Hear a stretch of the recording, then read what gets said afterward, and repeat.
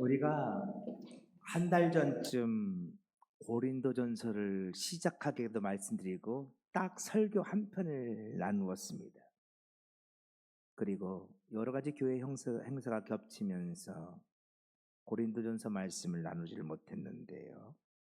다시 이번 주부터 고린도전서 말씀을 나누고자 합니다. 이번 고린도전서의 말씀을 나누면서 큰 제목이 하나 있습니다. 자, 우리 함께 같이 한번 읽어보겠습니다. 시작. 고린도에서 교회를 말하다. 아멘. 고린도라는 교회가 있습니다. 그 교회는 오늘 우리 부여제일 교회를 상징적으로 보여주고 있습니다. 고린도라는 교회를 보면 우리들의 모습이 보입니다. 과연 교회는 어떤 공동체일까요? 과연 교회는 세상과 어떻게 다른 것일까요? 하나님은 교회를 어떻게 세우셨으며 무슨 계획을 가지고 교회 공동체를 세우셨던 것일까요? 교회 안에는 어떤 아픔과 상처가 있으며 교회 안에는 어떤 눈물의 이야기가 있을까요? 교회 안에는 반대로 어떤 감동이 있고 어떤 감격적인 이야기들이 숨겨져 있을까요? 이 모든 것들이 이 고린도라는 교회 안에 담겨져 있습니다. 그래서 저는 여러분과 함께 이 고린도전서를 통해서 앞으로 교회에 대해서 고민해 보려고 합니다. 우리 부여제일 교회는 교회입니다. 이곳은 교회입니다. 세상의 공동체와는 다른 주님이 세우신 교회입니다. 오늘 교회 공동체는 어떻게 자라나야 할까요? 교회 공동체는 어떤 꿈을 가지고 교회의 사명을 감당해야 할까요? 그 사명을 감당하다 보면 어떤 아픔과 어떤 눈물 나는 이야기들이 생겨나게 될까요? 어떤 원수마귀의 도전이 있을까요? 교회 공동체는 어떻게 그 원수마귀의 도전을 이기며 주님의 선한 계획들을 이뤄갈 수 있을까요? 고린도전서를 살펴보며 함께 고민하고 함께 또 기도할 수 있었으면 좋겠습니다. 지난 시간 우리는 고린도란 도시에 대해서 생각해 봤습니다. 이 지도를 보면 고린도는 바로 이곳에 위치하고 있습니다. 아가야 지방. 보시면 유럽과 소아시아와 아프리카 대륙을 잇는 그 연결고리 선상에 고린도라는 도시가 있습니다. 그래서 고린도는 예로부터 무역과 상업의 중심지였습니다.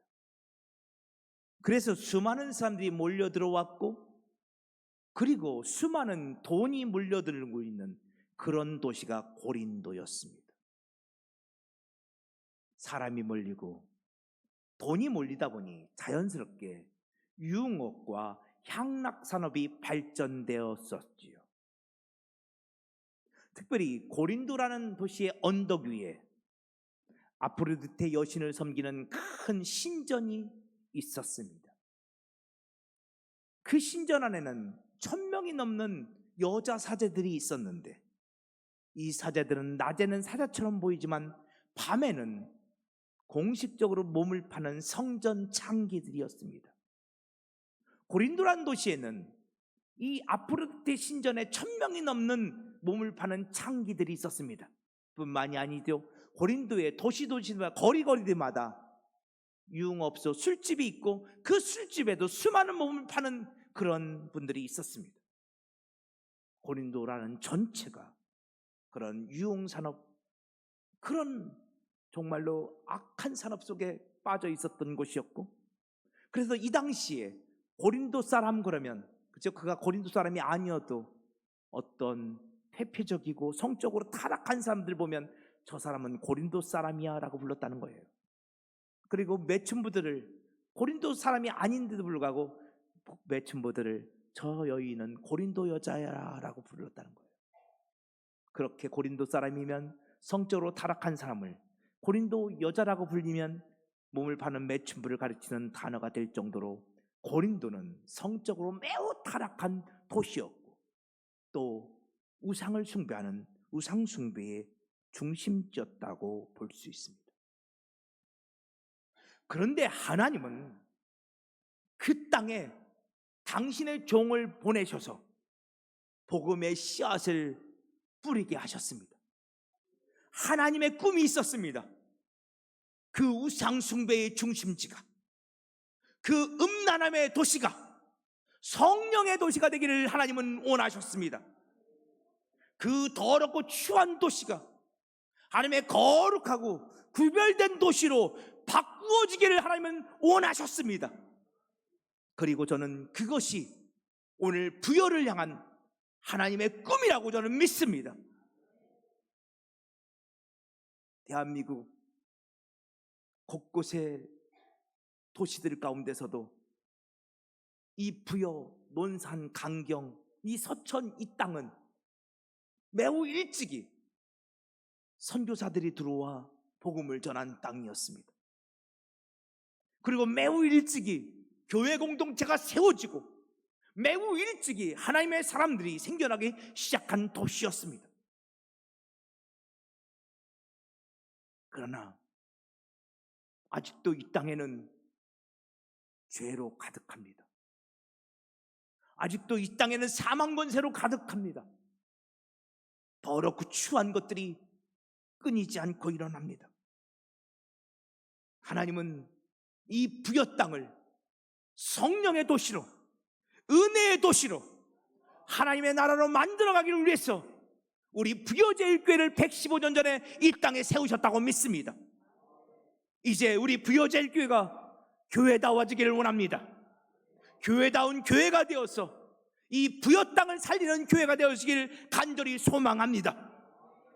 부여 땅에서 방황하는 영혼들, 아직도 하나님을 만나지 못하고 죄와 사망의 권세 가운데 헤매고 있는 그 영혼들, 세상 가운데서 세상의 뭐 악한 것들 가운데 끌려다니는 인생들이 오늘 우리 부여제일교회를 통해 예수를 만나고 예수의 사람이 되는 역사들, 주님의 구원을 경험하는 역사들이 있어지기를 소망합니다. 그래서 우리는 교회에 대해서 고민해 봐야 합니다. 하나님이 그 죄악의 도성을, 우상숭배의 도성을 교회 공동체를 통해서 성령의 도성으로 만들어가기를 원하시는데, 그러기 위해서 우리는 먼저 교회가 교회다워짐을 회복할 수 있어야 된다는 것입니다. 하나님은 고린도라는 우상숭배의 도시를 변화시키기 위해서 사도 바울을 보내셨습니다. 앞서서 언급했던 것처럼 사도 바울은 2차 전도행을 떠나며 소아시아 지역의 복음을 증거하기를 원하셨죠. 근데 하나님은 그 걸음을 막으시고 사도 바울을 마게도니아와 아가야 지방으로, 지금의 고린도가 있는 그 지역으로 하나님은 사도 바울의 2차 전도행의 계획을 바꾸어 놓으셨습니다. 사도 바울은 2차 전도행 가운데 고린도에 찾아왔고 그곳에서 복음의 씨앗을 뿌리기 시작했습니다. 그때가 주 52년부터 52년 사이입니다. 약 1년 6개월 동안 사도 바울은 고린도에 머물며 복음의 씨앗을 뿌렸습니다. 그리고 얼마 후 사도 바울은 제3차 전도행을 떠나게 되는데, 제3차 전도행의 제일 중심지는 에베소였습니다. 사도 바울은 주 53년부터 55년까지 3차 전도행을 했고, 지금 그 가운데서 에베소에서 2차 전도행 가운데 복음의 씨앗을 뿌려 세워진 고린도 교회가 매우 많은 어려움 가운데 있다는 이야기를 들었습니다. 그래서 사도 바울은 에베소에서 고린도 교회를 향하여 첫 번째 편지를 씁니다. 그것이 오늘 여러분이 보고 있는 고린도 전서입니다. 사도 바울이 이 편지를 쓸 때 고린도 교회는 이제 막 교회가 태동되어진 지 3년 4년밖에 되지 않는 어린 교회였습니다. 그러니 미숙함도 많았고 부족함도 많았습니다. 그러다 보니 고린도 교회 안에는 수많은 문제들이 발생하고 있었습니다.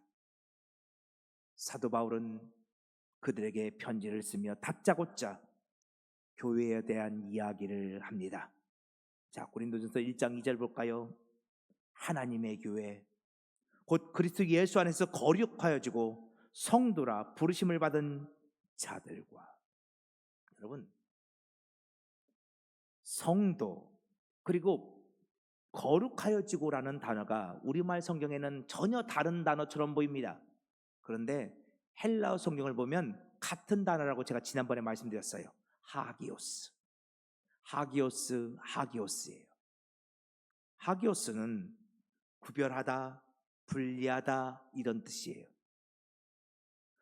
여러분, 성도는 세상에서 구별된 존재들이에요. 그런데 그렇다고 해서 성도가 세상과 전혀 다르냐? 그렇지 않습니다. 예를 들어 볼까요? 여러분 앞에 서 있는 목사는 의인입니까? 죄인입니까? 죄인입니다. 맞습니다. 너무도 악한 죄인입니다. 심지어 사도 바울은 스스로를 가르쳐 나는 죄인 중에 괴수라고 고백합니다. 죄인 중에 우두머리라는 거죠. 우리는 다 죄인입니다. 흠도 많고 티도 많습니다. 그런데 그 죄인들을 주님께서 세상에서 분리시켜 놓았습니다. 구별시켜 놓았습니다. 그것이 교회입니다. 교회는 아무 문제도 없는 공동체가 아닙니다. 아무 죄도 없는 공동체가 아닙니다. 우리는 다 문제도 많고 죄도 많은 인생들입니다. 그럼에도 불구하고 너는 내 것이라고, 너는 거룩한 나의 자녀들이라고, 너는 성도라고 주님께서 구별시켜 놓은 존재들이 교회입니다.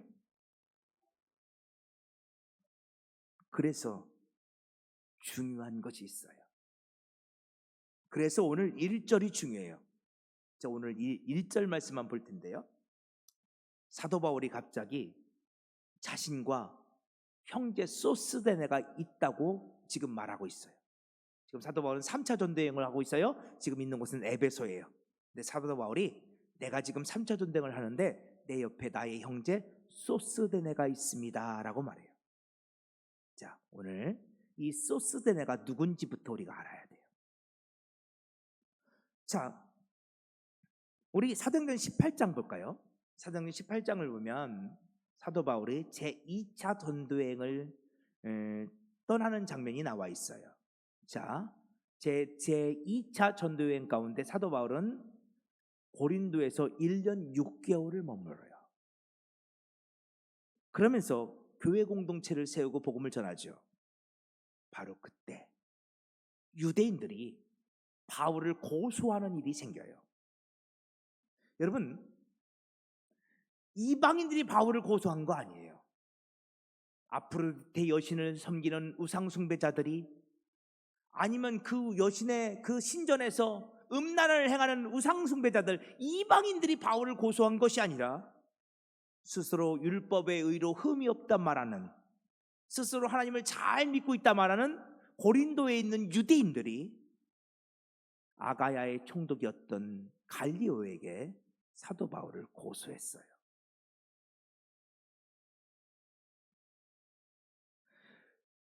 그런데 이 유대인들 입장에서는 안타까운 일이 벌어졌어요. 이 유대인들이 사도 바울을 고발했는데 아가야의 총독이었던 갈리오가 이 고발장을 아예 받아주지도 않았어요. 우리로 치면 접수도 안 된 거예요. 아가야의 총독이었던 갈리오는 사도 바울에게 죄가 없음을 알았어요. 그래서 고발장을 받아주지도 않았어요. 그러자 격분한 유대인들이 이 법정 앞에서, 사도 바울을 고소했던 법정이에요. 그 법정 앞에서 고린도의 회당장이었던 소스데네를 집단 구타하기 시작해요. 그래서 고린도에 있는 회당장이었던 소스데네가 이 격분한 유대인들에게 매우 많이 맞는 사건이 벌어졌어요. 그러면 왜 이 격분한 유대인들이 회당장 소스데네를 집단 구타하고 있는 걸까요? 여러분, 이거 있을 수 없는 일이에요. 여러분, 유대인들에게 회당장은요 영적 지도자예요. 함부로 할 수 없는 사람이라고요. 그런데 이 고린도에서 이 유대인들이 회당장을 때리는 사건이 벌어졌단 말이에요. 놀라운 일이에요. 왜 이런 일이 벌어졌을까? 자, 우리 그 앞에 있는 8절을 볼게요. 사실 사도 바울이 고린도에 도착하기 전까지 고린도에 있는 회당장의 이름은 그리스보라는 사람이었어요. 그런데 사도 바울이 고린도에 와서 복음을 전하는데 이 그리스보가 사도 바울이 전하는 복음을 들었어요. 얼마나 마음이 감동이 되는지. 그가 회당장이었는데 이 회당장은 유대교인들이잖아요. 그가 유대교인이 된 것을 포기하고 회당장의 자리를 내려놓고 예수를 믿겠다고 결단을 했어요. 심지어 이 회당장 그리스도뿐만이 아니라 자신의 가족들 모두 다 데리고 와서 세례를 받고 주를 믿는 사건이 발생했어요. 이 사건은 고린도를 뒤집어 놓기에 충분한 사건이었죠. 깜짝 놀라는 일이 발생했어요. 그리고 이 회당장 그리스도가 회심한 이 사건으로 말미암아 고린도에 있는 수많은 유대인들과 이방인들이 예수를 믿는 사건이 발생했어요. 그러자 여전히 유대교를 믿고 있는 유대인들의 마음속에 분노하는 마음이 생겼겠죠. 자, 이제 회당장 그리스도의 뒤를 이어서 유대인들은 오늘 본문에 등장하는 소스데네를 회당장으로 삼았던 거예요. 그들은 소스데네를 고린도에 있는 회당의 회당장으로 삼으면서 소스데네에게 한 가지 임무를 맡겨요. 그게 뭘까요? 저 사도 바울, 저 사람을 어떻게든지 감옥에 집어넣어라.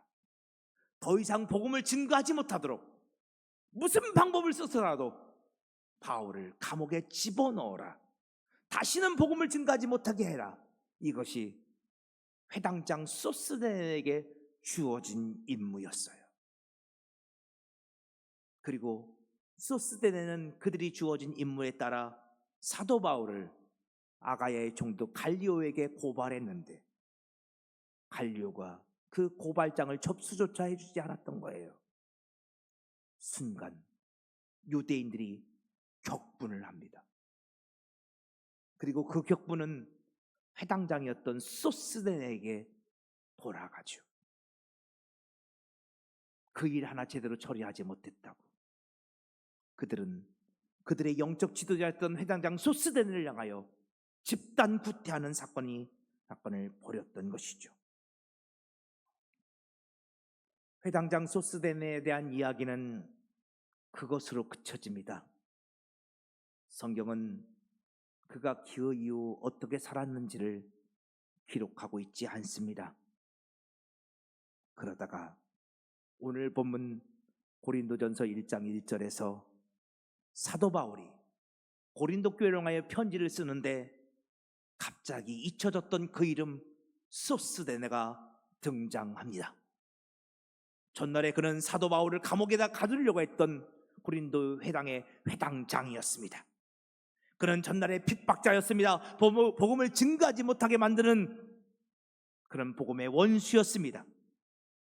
그런데 사도 바울은 지금 그를 자신의 형제라 말하고 있습니다. 핍박자가 보내요 사도 바울의 형제가 되었고, 지금 사도 바울이 제3차 전도여행 가운데 에베소에서 복음을 전하고 있잖아요. 그러니까 소스데네는 전도자가 되었습니다. 지금 사도 바울은 고린도 교회에 편지를 쓰며 고린도 교회 성도들이 너무너무 잘 아는 고린도의 회당장이었던 그 소스데네의 이름을 거론하며, 그가 지금 나의 형제가 되어 내 옆에 함께 있노라고, 함께 복음을 전하고 있노라고 그렇게 소개하고 있습니다. 여러분, 교회 공동체는 그런 사람들이 모인 곳입니다. 전날에는 핍박자였습니다. 전날에는 복음의 원수였습니다. 전날에는 십자가를 거절했던 사람들이었습니다. 그랬던 그들이 예수를 만나고 전도자가 되었습니다. 그랬던 그들이 예수를 만나고 믿음의 동역자가 되었습니다. 교회 공동체의 일원이 되었습니다. 그런데 이 이야기는 비단 소스데네의 이야기만이 아닙니다. 지금 바울은 바울과 그의 형제된 소스데네를 이야기합니다. 근데 사실 핍박자였다가 전도자가 된 원조는 누구예요? 사도 바울입니다. 우리 디모데전서 1장 말씀 볼까요? 사도 바울은 디모데에게 이렇게 말합니다. 내가 전에는 비방자요, 박해자요, 폭행자였습니다. 그럼에도 불구하고 주님은 나를 불쌍히 여기시고 내게 직분을 맡겨 주셨습니다. 내게 풍성한 은혜를 부어 주셨습니다. 고린도전서 15장 말씀 볼까요? 그는 이렇게 말합니다. 나는 하나님의 교회를 박해했던 사람입니다. 그래서 나는 감히 사도라 칭함받기를 감당하지 못할 사람입니다. 나는 과거에 교회를 박해했던 사람이며 사도의 자격이 없는 사람입니다 라고 말합니다. 갈라디아서 1장에서는 이렇게도 말합니다. 나는 하나님의 교회를 심히 박해하고 멸하고자 했던 사람입니다. 여러분, 멸하다라는 단어가 헬라어로 포로데오인데요, 이 포로데오는 어떤 뜻이냐면요, 요즘 이 부소산성 앞에 가면 건물이 하나씩 없어져요. 그죠? 분명히 어제까지는 있었는데 다음날 가보니까 없어졌어요. 여러분, 이게 포로데오예요. 하나님의 교회가 있어요. 사도 바울은 그 교회를 파괴하고자 했어요. 있는데 없게 만들고자 했어요. 더 이상 교회라는 공동체가 이 땅에 발붙이지 못하게 만들기를 원했어요. 사도 바울은 그것이 자신의 사명이라 여겼어요. 그래서 사도 바울이 어떻게 했는지 아세요? 사도행전 9장 한번 볼까요? 그의 마음속에 위협과 살기가 등등했어요. 위협과 살기는 살인하고자 하는 마음이에요. 죽이고자 하는 마음이에요. 근데 등등하다가 무슨 뜻인지 아세요? 여러분, 등등하다. 등등하다. 이 등등하다는 엠프네온인데요, 이 엠프네온은 숨을 들이마시고 내쉬는 것을 말해요. 숨 쉬는 것. 이게 엠프네온의 원래 뜻은. 근데 여러분, 숨을 들이마시고 내쉬는 것, 그건 삶이죠. 그러니까 이 엠프네온은 이렇게 번역되곤 해요. 자, 우리 쉬운 성경 한번 볼까요? 9장 1절. 죽이겠다는 생각. 근데 이건 좀 약해요. 근데 제가 번역본들 다 찾아봐도 그렇게 번역된 것이 없더라고요. 근데 이건 제가 번역한 거예요. 우리 좀 더 볼까요? 그가 사는 이유, 사명. 내가 숨을 들이마시고 내뱉어요. 내가 살잖아요. 내가 사는 이유예요. 내가 이 땅에 존재하는 이유, 나의 사명. 사도 바울은 그게 뭐라고 여겼다고요? 교회를 무너뜨리는 것. 지금 교회가 있는데 없어지게 만드는 것. 지금 예수 믿는 사람들이 있는데 그들을 없어지게 만드는 것. 심지어 그들을 살인해서라도 죽여서라도 없어지게 만드는 것이 사도 바울은 자신의 사명이라고 여겼다는 거예요. 그게 자신의 삶의 이유, 존재의 이유라고 여겼다는 거예요. 내가 지금 사는 이유는 교회를 없애는 거야. 내 사명은 예수 믿는 사람들을 다 죽이는 거야. 사도 바울은 그렇게 여겼다는 거예요. 그리고 사도 바울은 생각만 했을 뿐만 아니라 그걸 그의 삶 속에 현실로 만들었죠.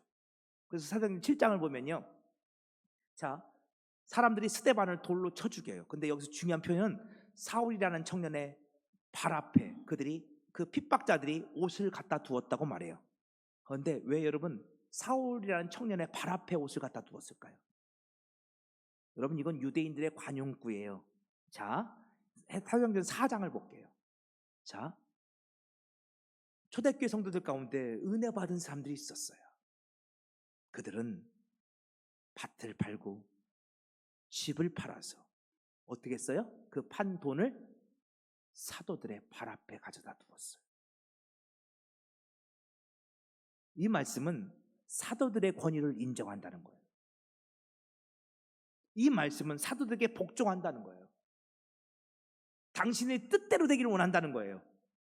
내가 밭을 판 돈이 있고 집을 판 돈이 있어요. 당신이 원하는 대로 사용하라는 거예요.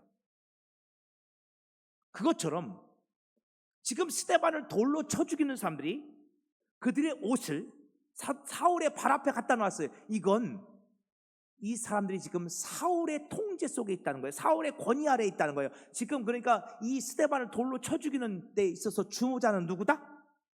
사울이라는 얘기예요. 사울이 그렇게 하라고 명령해서 이 사람들이 지금 스데반을 돌로 쳐 죽이는 거예요. 사울은 교회를 없애는 것이 자신의 존재 이유라고 여겼어요. 예수 믿는 사람들을 죽이는 것이 자신의 사명이라고, 자기가 살아가는 이유라고 여겼어요. 그리고 실제로 사울은 그렇게 했어요. 스데반을 돌로 쳐 죽이고 저 멀리 다메섹까지 가서 예수 믿는 사람들을 잡아오려고 했어요.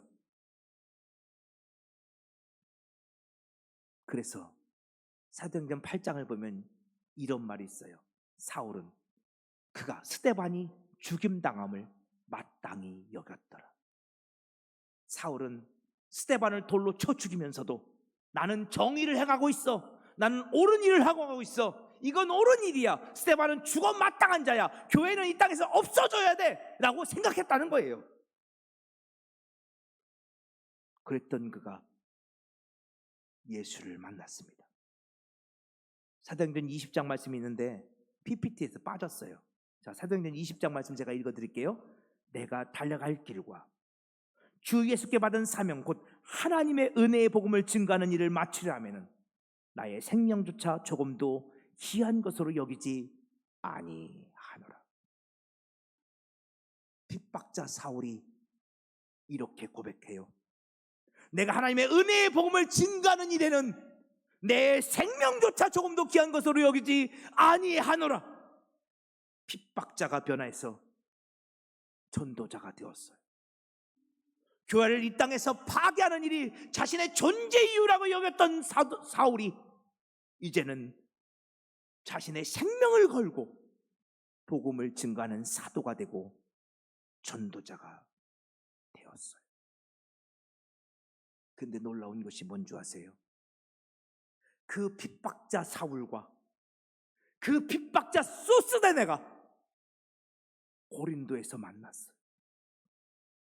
그리고 그들은 형제가 되었어요.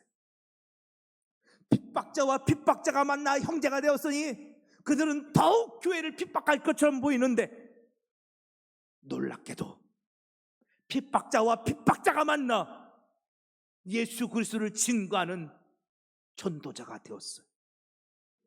교회 공동체를 세워나가는 헌신된 교회의 일꾼이 되었어요. 여러분, 이것이 교회예요.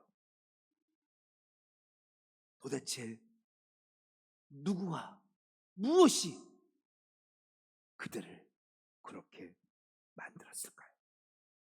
사도 바울은 에베소서 4장에서 이렇게 말합니다. 오늘 우리 안에 부르심의 한 소망이 있습니다. 하나님이 나를 부르셨음을 알았어요. 근데 그 불러주신데 하나님의 한 소망, 분명한 하나님의 계획이 있음을 알았어요. 하나님이 핍박자였던 나를, 십자가의 원수되었던 나를 구원해 주시고 교회로 불러주신 데는 하나님의 분명한 계획이 있음을 알았어요. 사도 바울은 그 부르심에 순종하기를 결단했습니다. 소스데네는 그 부르심 앞에 무릎을 꿇고 아멘 순종하기로 결단합니다. 여러분과 저는 다릅니다. 나이도 다르고 출신지도 다릅니다. 여러분 대부분 부여가 고향이십니까? 저는 당진이 고향입니다. 여러분과 제가 지금까지 신앙생활을 해온 모습도 다릅니다. 우리들의 모습 속에는 참 많은 다름이 있습니다. 그러나 오늘 저와 여러분이 예수 안에서 한 소망, 이 부르심의 한 소망에 하나가 되어질 때 오늘 우리는 십자가를 바라보며 예수 그리스도를 바라보며 하나가 되어 달려갈 수 있을 것입니다. 그리고 그 믿음의 대열 가운데 지금까지 십자가의 원수로 행하던 그 사람들이 교회 공동체를 핍박하며 교회 공동체를 무너뜨리는 것이 사명이라고 여겨졌던 그들이 그 믿음의 대열에 동참하는 일들이 생겨나기 시작할 것입니다. 오늘 이 땅 가운데 수많은 안티크리스찬들이 있습니다. 기독교를 향하여 개독교라 부르며 저 같은 목사를 향해서 개목사라 부르는 수많은 사람들, 우리들이 그들을 포기해야 할까요? 아니요. 하나님은 오늘 우리 부여자일 교회를 향하여 그들을 하나님의 복음을 증거함으로 하나님의 자녀로 만들어 나가라고 명령하십니다. 우리는 얼마든지 그들을 우리 형제로 품을 수 있습니다. 우리는 얼마든지 그들을 우리의 동역자로 만들어갈 수 있습니다. 하나님이 우리 안에서 행하실 것입니다. 핍박자 바울이, 핍박자 소스데네가 하나님의 은혜 안에서 하나가 되어 전도자의 사명을 감당했던 것처럼 말입니다. 로마서 12장은 에서 사도 바울은 우리에게 이렇게 말합니다. 여러분 이 세대를 본받지 말고 마음을 새롭게 함으로 변화를 받으십시오. 교회 공동체는 그렇게 마음이 변화되어진 공동체입니다. 이제는 하나님의 선하시고 기뻐하시고 온전한 뜻이 무엇인지를 분별하고 그 뜻 앞에 순종한 공동체지. 과거에 그들은 하나님을 몰랐습니다. 하나님의 뜻도 몰랐습니다. 하나님의 계획하심도 몰랐습니다. 그러나 이제 우리들의 눈이 열렸고 이제 하나님의 기뻐하시고 온전하신 뜻이, 그 선하신 뜻이 내 눈에 보이기 시작합니다. 그들 안에 놀라운 변화가 일어났고 그들이 하나가 되어 믿음의 길을 달려갈 때 하나님은 그 바울을 통하여, 그 소스들을 통하여 온 마게도니아와 아가야와 소아시아 땅에 복음이 증거되게 하신 것처럼 이 부여 땅에 저와 여러분을 통하여 복음이 전파되게 하실 것이라 믿습니다. 사랑하는 부여자 가족 여러분, 우리는 모두 부족한 자들입니다. 사도 바울이 고백했던 것처럼 죄인 중에 괴수입니다. 우리는 과거에 예수 그리스도를 부인하고 십자가의 복음을 거절하고 또 박해했던 박해자들이고 핍박자들이었을지도 모릅니다. 그러나 주님은 오늘 우리를 새롭게 하실 것입니다. 이제 오늘 우리는 주님 안에서 복음 안에서 하나가 될 것이며 우리가 한 형제가 되어서 이제 우리가 손에 손잡고 이 믿음의 길을 걸어가며 복음의 씨앗을 뿌릴 때에 하나님은 부여제일이라는 믿음의 공동체를 통하여 이 부여 땅을 살려내실 것이며 이 악한 이 부여라는 이 도시가 성령의 도시로, 은혜의 도시로, 축복의 도시로 탈바꿈하게 될 줄로 믿습니다.